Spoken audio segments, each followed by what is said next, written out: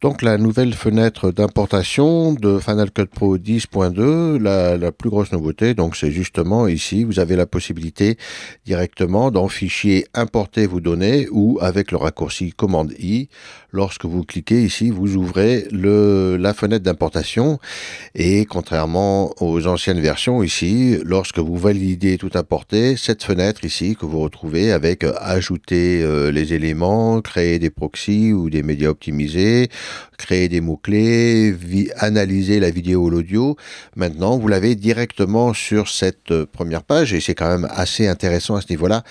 Du coup, vous voyez directement ce qui se passe et vous pouvez gagner donc un petit peu de temps au niveau de cette importation.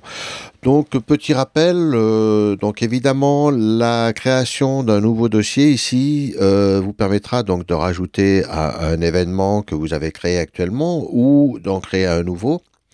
Ici, de copier dans la bibliothèque ou de conserver les fichiers à leur place avec un transcodage des mots-clés, des vidéos, etc. etc.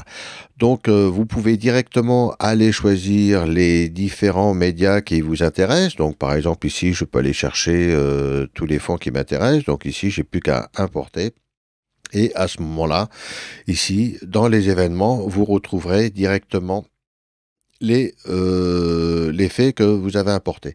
Donc, une nouveauté aussi, lorsque l'on crée une nouvelle bibliothèque, ici, directement dans la nouvelle version, ici, donc, je crée TestFred, nouvelle bibliothèque.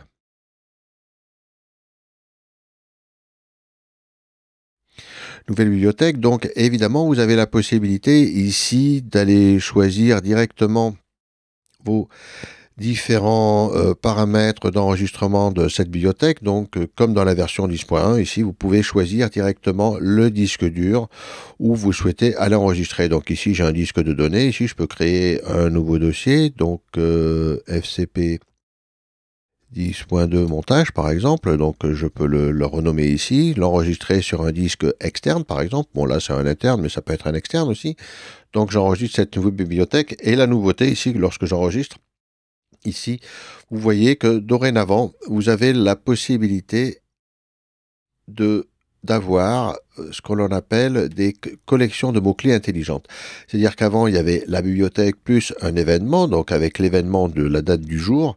Et ici, vous avez une nouvelle collection de mots-clés intelligentes, donc de recherche ici, donc avec la possibilité d'avoir différents petits dossiers déjà créés automatiquement par FCP 10.2, donc avec de l'audio, des favoris, des images, des projets et toutes les vidéos.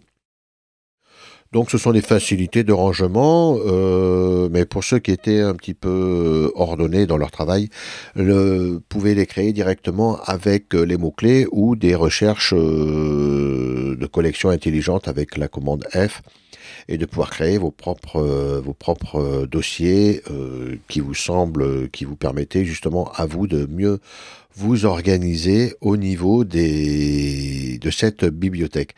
Donc évidemment, ces nouvelles bibliothèques ici de collection intelligente sont automatiques, c'est-à-dire que automatiquement le logiciel rangera tout ce qui est audio dans ces différents dossiers. Donc les favoris, lorsque vous créez des favoris, ou les images, lorsque vous importez des images fixes, les différents projets, donc ça c'est assez intéressant, parce que du coup tous les projets sont rangés directement dans ces collections intelligentes. Donc c'est un petit gain de temps, c'est une nouveauté, c'est pas un plus parce qu'on pouvait le faire déjà avant, mais voilà, maintenant vous avez cette collection de mots-clés intelligentes qui est directement créée à l'ouverture ou à la création d'une nouvelle bibliothèque directement dans le logiciel.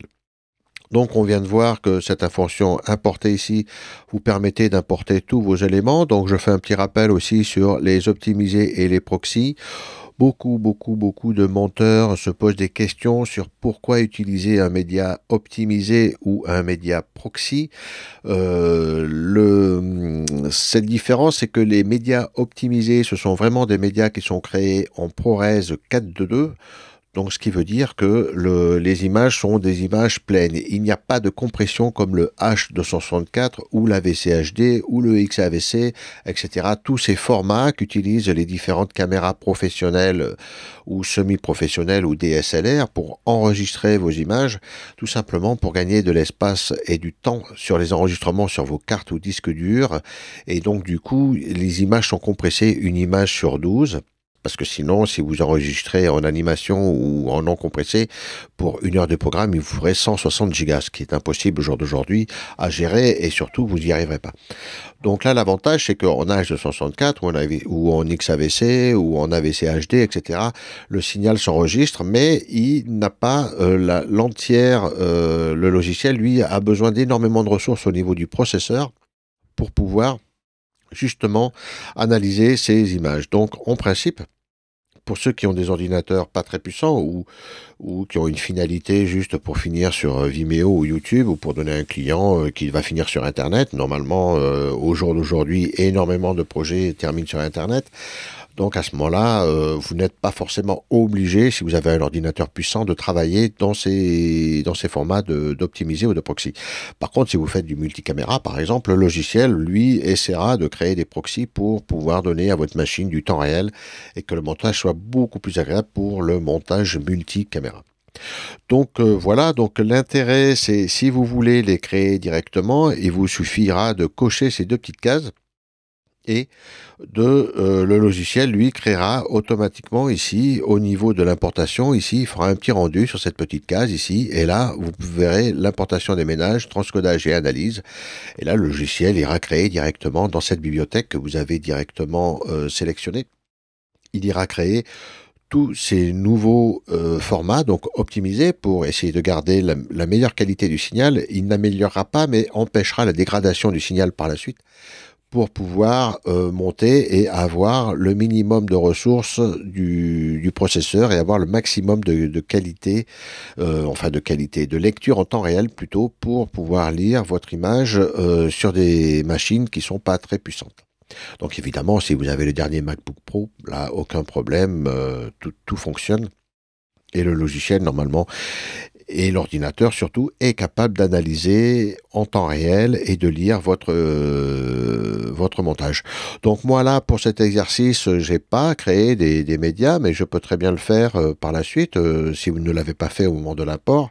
Donc vous pouvez regarder, essayer de voir. Donc là, j'ai à peu près du temps réel, donc il n'y a pas de souci majeur pour le moment pour monter. Mais par contre, si je commence à mettre des titres, à faire de la 3D, à mettre plusieurs images l'une sur l'autre, à faire des effets, là, la machine aura un petit peu de mal. Là, par exemple, vous voyez sur ce plan, ici, j'ai créé un effet de noir et blanc avec du bruit. Donc, c'est un petit template que j'ai créé directement sur le PDF que je vends donc actuellement. Donc là, j'ai créé un template avec un effet noir et blanc, du contraste, des gammas, de la luminosité, de la saturation, des éraflures, tout ça. Et donc là, on peut voir ici la petite ligne orange qui fait que le système n'est pas totalement en temps réel. Il essaye de lire en temps réel, donc il va essayer de baisser un petit peu la qualité de lecture du logiciel.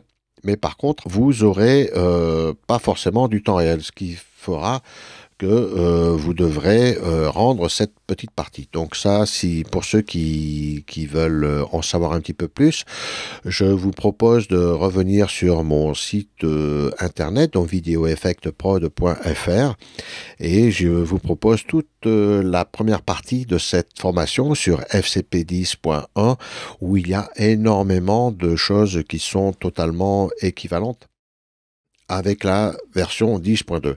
Donc les seules choses que je vous présenterai ici dans ces leçons, c'est justement les nouveautés de cette version.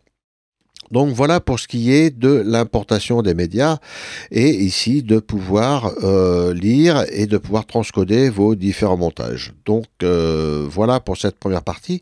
Donc maintenant nous allons voir un petit peu les nouveautés à part la page d'importation et notamment la colorimétrie.